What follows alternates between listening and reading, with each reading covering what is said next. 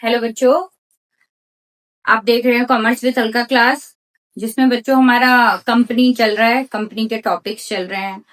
और मुझे लगता है कि लास्ट की जितनी वीडियोस गई है कंपनी के, उसके बारे में आपको कंपनी के बारे में अच्छे से पता चला होगा और आपने इसके नोट्स भी प्रिपेयर करे होंगे।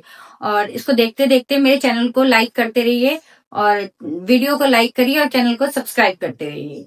ठीक है, तो बच्चों कंपनी, आपका कंपनी क्लियर है कि कंपनी होती क्या है? कंपनी एक इंडिविजुअल, एक अदृश्य आर्टिफिशियल पर्सन है जिसकी एक कॉमन सील होती है और जिसकी जो कैपिटल होती है वो शेयर्स में डिवाइडेड होती है।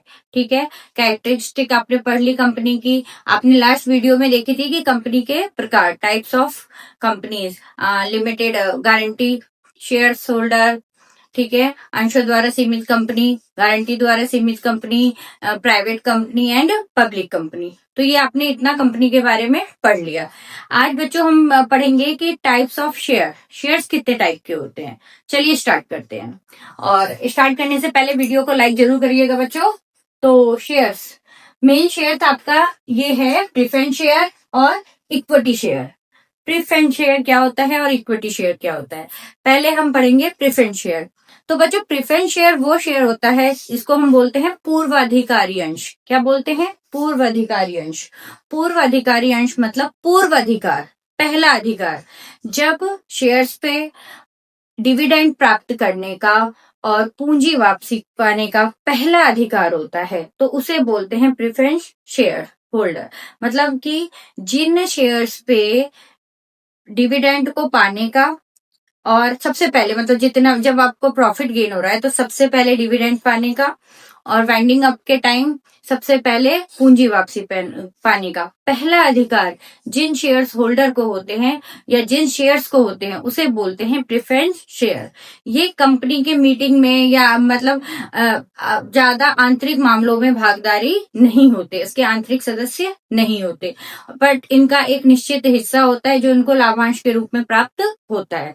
तो ये हो गया आपका प्रेफरेंस शेयर। उसके बाद आता है बच्चों इक्विटी शेयर, समता अंश, जिसको हम बोलते हैं समता अंश। तो समता अंश क्या होते हैं बच्चों?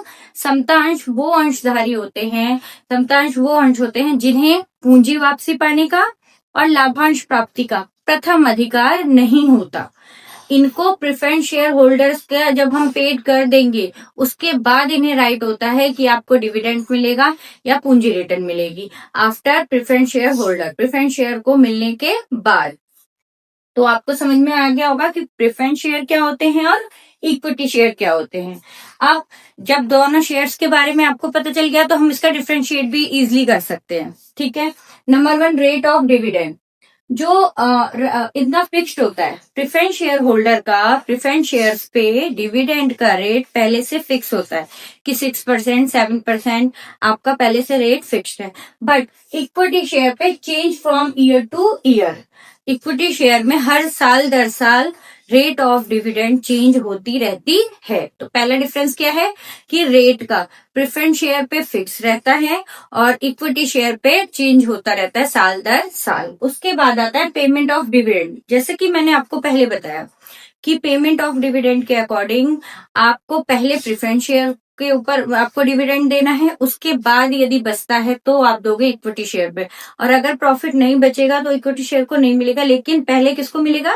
प्रेफरेंस शेयर होल्डर को। ठीक, उसके बाद है वाइंडिंग अप। जब कंपनी का समापन होता है तो आपका पूंजी, जो आपकी कैपिटल होती है पूंजी, वो भी पहले किसको रिटर्न की जाएगी? प्रेफरेंस शेयर होल्डर को। उसके बाद रिटर्न की जाएगी इक्विटी शेयर होल्डर को। पहले किसको दी जाएगी? प्रेफरेंस शेयर, मतलब ये हर चीज में प्रेफरेंस होगा इनका, पूर्व अधिकार, पहला अधिकार। ठीक, उसके बाद है कि आपने जब आप मतलब कोई भी इनिशियल कोई मीटिंग हो रही है आंतरिक मामलों में, कभी भी प्रेफरेंस शेयर होल्डर को राइट नहीं है कि उसमें वो दखल दे या अपने व्यूज दे। उसका फर्स्ट राइट किसको है? इक्विटी शेयर होल्डर को। Equity share holder are entitled to participate in management. हमेशा मैनेजमेंट पे राइट है किसका? इक्विटी शेयर होल्डर का। यहाँ पे पहला अधिकार प्रेफरेंस शेयर होल्डर का नहीं है। तो बच्चों मुझे लग रहा है कि आपको अच्छे से शेयर्स, जिसमें प्रेफरेंस शेयर और इक्विटी शेयर हमने आज पढ़ा है, आपको अच्छे से क्लियर हो गया होगा। आप इसकी एक बार फिर से अपनी बुक से भी पढ़ा करिए जिससे कि आपको आपको ये अच्छे से समझ में आए। और इसके हैंड रिटन नोट्स खुद बनाइए। खुद बनाने से क्या होगा कि जब आप इसको चीजें कनेक्ट करेंगे ना, तो आपको ये चीजें अच्छे से समझ में आएंगी। तो बच्चों, मेरी वीडियो को लाइक करते रहिए और आगे की वीडियो देखने के लिए चैनल को भी सब्सक्राइब कर लीजिए, और इस डिफरेंस को इसकी डेफिनेशन के साथ जरूर नोट्स बनाइएगा।